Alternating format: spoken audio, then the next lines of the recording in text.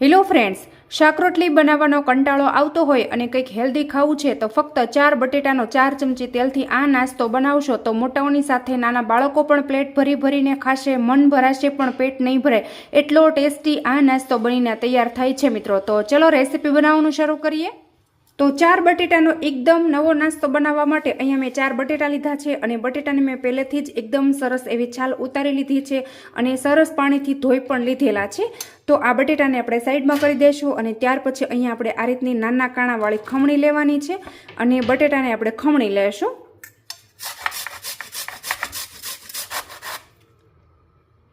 તો જોઈ શકો છો તમે કે બટેટાનું અત્યારે આ રીતનું ખમણ થયેલું છે। તો એક વખત બટેટાનો તમે આ નાસ્તો બનાવશો ને તો તમે આલુ પરાઠા પણ ભૂલી જશો, એટલો બધો ટેસ્ટી આ નાસ્તો બનીને તૈયાર થાય છે। તો બસ હવે આ રીતે આપણે બધા બટેટાને ખમણી લેવાના છે।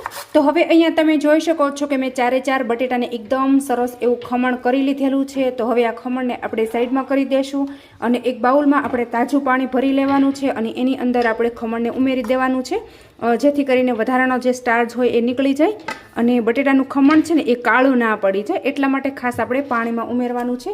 હવે તમે જોઈ શકો છો કે આ રીતે હું મુઠ્ઠીવાળી આ ખમણને ધોઉં છું, એટલે જો આ રીતે બટેટાના ખમણમાંથી કેટલો બધો સ્ટાર્ચ નીકળે છે। તો આને આપણે નળ નીચે રાખી ડાયરેક્ટ ધોઈ લેશું એટલે બટેટાનું ખમણ છે એકદમ સરસ એવું ચોખ્ખું અને સફેદ દૂધ જેવું થઈ જાય। તો બસ આને આપણે ધોઈ લેશું।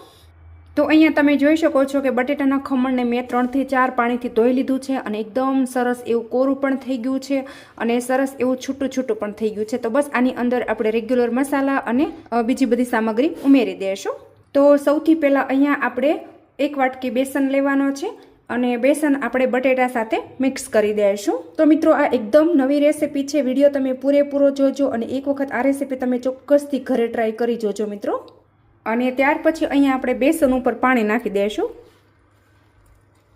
એક વખત હલાવી અને આપણે મિક્સ કરી લેવાનું છે। તો થોડું થોડું પાણી આપણે મિક્સ કરતું જવાનું છે અને એકદમ સરસ એવું આપણે ઘોળ બનાવીશું। પાણી આપણે નાખી દઈશું।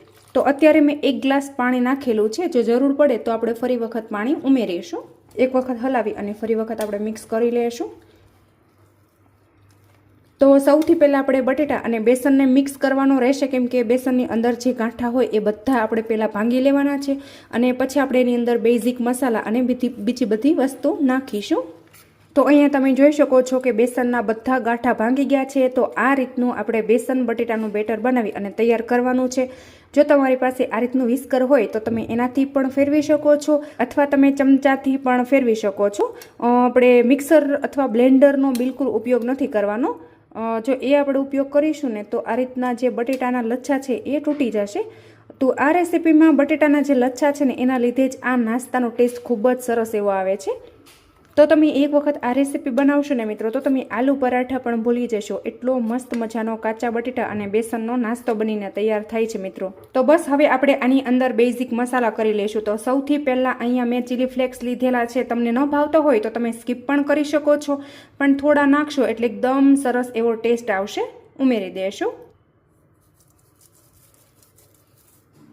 અને ત્યાર પછી અહીંયા આપણે ટેસ્ટ અકોર્ડિંગ મીઠું નાખી દઈશું અને કલર માટે આપણે 2 ટીસ્પૂન હળદર ઉમેરી દઈશું અને ત્યાર પછી અહીંયા મેં 1 ટીસ્પૂન ગરમ મસાલો લીધેલો છે, એટલે હું ધાણા જીરું છે ને એ સ્કીપ કરું છું। જો તમને ભાવે તો ઉમેરવાનું, નહીં તો તમારે સ્કીપ કરી દેવાનું। અને ત્યાર પછી અહીંયા મેં 1 મોટી સાઇઝની સમારેલી ડુંગળી લીધી છે, તો એ પણ આપણે ઉમેરી દઈશું અને ત્યાર પછી અહીંયા મેં 1 મોટું સમારેલું ટમેટું લીધું છે, તો એ પણ આપણે ઉમેરી દઈશું અને 1 ટીસ્પૂન જેટલી આપણે ગળપણ માટે ખાંડ નાખી દઈશું અને અડધું ફાડું લીંબુનો રસ ઉમેરી દઈશું અને અડધી વાટકી અત્યારે મેં ઝીણો સૂજી લીધેલો છે, તમારી પાસે જાડો હોય તો મિક્સરમાં નાખી એને ક્રશ કરી નાખવાનો। તો હવે જુઓ અત્યારે મેં ચીલી ફ્લેક્સ લીધેલા છે, એના લીધે મેં લાલ મરચું પાવડર સ્કીપ કરેલો છે। તમે ઈચ્છો તો અહીંયા નાખી શકો છો, કેમ કે આની અંદર મેં લીલા મરચાં પણ નથી નાખેલા એટલા માટે। તો આ રીતે ચીલી ફ્લેક્સ નાખશો એટલે બાળકોને ટેસ્ટ સારો એવો આવશે અને જો આપણે લાલ મરચું અને લીલા મરચાં એડ કરીશું તો આ નાસ્તો છે તીખો થઈ જશે। તો બસ હવે આ બધી વસ્તુને આપણે પ્રોપર મિક્સ કરવાની છે। તો આપણે આ રીતે વિસ્કરની મદદથી જ એને પ્રોપર મિક્સ કરીશું। તો અત્યારે મિત્રો તમે જોઈ શકો છો કે બેટરની કન્સિસ્ટન્સી મેં કઈ રીતની રાખેલી છે। જો આ રીતે આપણે વિસ્કરમાંથી પાડીએ અને જો રિબિન ટાઈપ આસાનીથી પડી જાય ને એ રીતની આપણે કન્સિસ્ટન્સી રાખવાની છે. વધારે પતલી આપણે બિલકુલ નથી કરવાની, એ વાત તમે ખાસ નોટિસ કરજો મિત્રો. અને હા, જો તમે આમાંથી વેજીટેબલ ઢોકળા બનાવવા માંગતા હોય તો આની અંદર ઈનો અથવા સોડા ઉમેરી તમે ઢોકળા પણ બનાવી શકો છો. પણ આજે આપણે એકદમ અલગ એવો નાસ્તો બનાવવાનો છે, એટલે વિડીયોમાં તમે કન્ટિન્યુ બન્યા રહેજો, તો જ તમને ખ્યાલ આવશે કે આજે આપણે બેસન બટેટાનો કયો નાસ્તો બનાવીને તૈયાર કરેલો છે. તો બસ એકદમ મસ્ત મજાનું બેટર બની અને તૈયાર થઈ ગયું છે મિત્રો. તો અત્યારે આ નાસ્તો હું 4 જણ માટે બનાવું છું, તો આટલું બેટર અત્યારે મેં બનાવીને તૈયાર કરેલું છે. તમારા ઘરમાં જેટલા મેમ્બર હોય એ પ્રમાણે આ નાસ્તો તમે બનાવી અને તૈયાર કરી શકો છો. તો બસ આ બેટરને આપણે સાઈડમાં કરી દઈશું અને આપણે જઈશું ગેસ તરફ. તો હવે જુઓ, ગેસ ઉપર અહીંયા આ રીતની એક નોનસ્ટિક ફ્રાય પેન મેં રાખી દીધી છે અને એની અંદર આ પેન ગરમ થઈને ત્યારે 1 પાવડું જેટલું તેલ નાખી દેવાનું છે અને આ રીતે આપણે ફેલાવી દઈશું. અને ત્યાર પછી આ રીતે આપણે ખાડાવાળો ચમચો ભરી અને બેટર લેવાનું છે અને આખો ચમચો આપણે ઠલવી દઈશું અને આ રીતે આપણે બધી બાજુ ફેલાવી દેવાનું છે. અને હા, જો તમારે આની અંદર ભરપૂર પ્રમાણમાં આદું લસણ ઉમેરવું હોય ને તો તમે ઉમેરી શકો છો, અને ના ઉમેરવું હોય ને તો તમે સ્કીપ પણ કરી શકો છો. તો મિત્રો જો આવી રીતે તમે બેસન બટેટાનો નાસ્તો બનાવશો ને તો તમે આલુ પરાઠા પણ ભૂલી જશો, એટલો બધો ટેસ્ટી આ નાસ્તો બનીને તૈયાર થાય છે.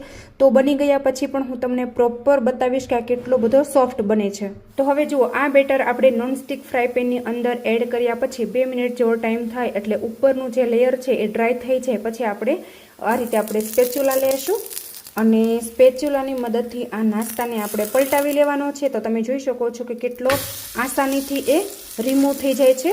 તો તમે આલુ પરાઠા પણ ભૂલી જશો, એટલો બધો ટેસ્ટી આ નાસ્તો બનીને તૈયાર થાય છે. એક વખત તમે ચોક્કસથી ટ્રાય કરજો અને આ નાસ્તાની અંદર ટમેટા તમે ખાસ ઉમેરજો. તો જુઓ, હવે આપણે નીચેની સાઈડ પણ ચેક કરી લઈશું. જો એકદમ મસ્ત મજાનો નીચે પણ કૂક થઈ ગયો છે. તો મિત્રો આની અંદર આપણે ઘણા બધા વેજીટેબલ એડ કરેલા છે, હળદર પણ એડ કરેલી છે, એટલે જેને શરદી ઉધરસ હોય ને એના માટે આ બેસ્ટ ઓપ્શન છે. અને બીમાર વ્યક્તિ હોય એને શાક રોટલી ખાવાની ઈચ્છા ના થતી હોય તો એમને આ નાસ્તો બનાવીને તમે આપશો ને મિત્રો તો ખૂબ જ રાહત રહેશે. અને હળદર તમારે વધારે પ્રમાણમાં ઉમેરવાની. તો સ્લો ફ્લેમ પર આપણે કરવાનું છે, એટલા માટે ગેસની ફ્લેમ છે હું ધીમી કરી દઉં છું. અને આ રીતે હવે ફટાફટ આપણે ઉલટ પુલટ કરતું જવાનું છે. આ નાસ્તાને આપણે કૂક કરી લઈશું.